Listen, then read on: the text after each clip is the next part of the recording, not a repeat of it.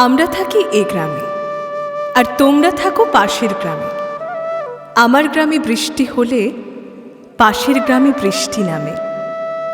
দুটি গ্রামের একটি কুয়ো, করেছি পান একই জল। আমার গ্রামে উঠলে চাঁদ, তোমার গ্রামে কাঁপে হিজল। হীরকপুর মুক্তপুর দুটি গ্রামের দুটি নাম।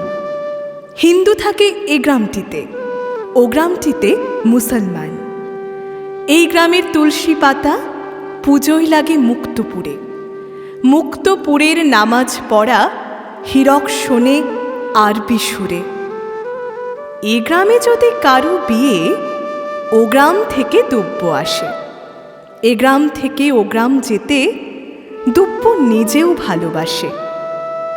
দুব্য হলো একটি নাম। দুব্য এক রাই কিশোরী।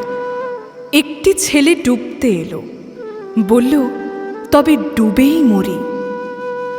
ডুবতে এত ভালো লাগে যে গহীন গাঙে ওঠে তুফান। বৃষ্টি নামে, বৃষ্টি তুই হিন্দু নাকি মুসলমান? বৃষ্টি বলে আমার কাজ মাটির বুকে ঝরে পড়ার। মাটির কাজ আমাকে ধরে শস্য উৎপাদন করা। আমি যখন বৃষ্টি হই সমানভাবে দু গ্রামে যাই।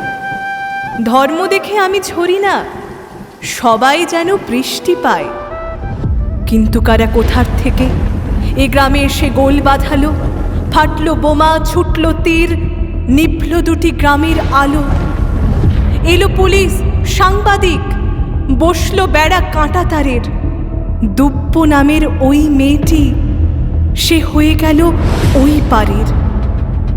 ছেলেটি আজ এই পারের। কিসের থেকে ঘটল কি যে মার খেয়ে সে হয়েছে আজ নতুন মানচিত্র নিজে।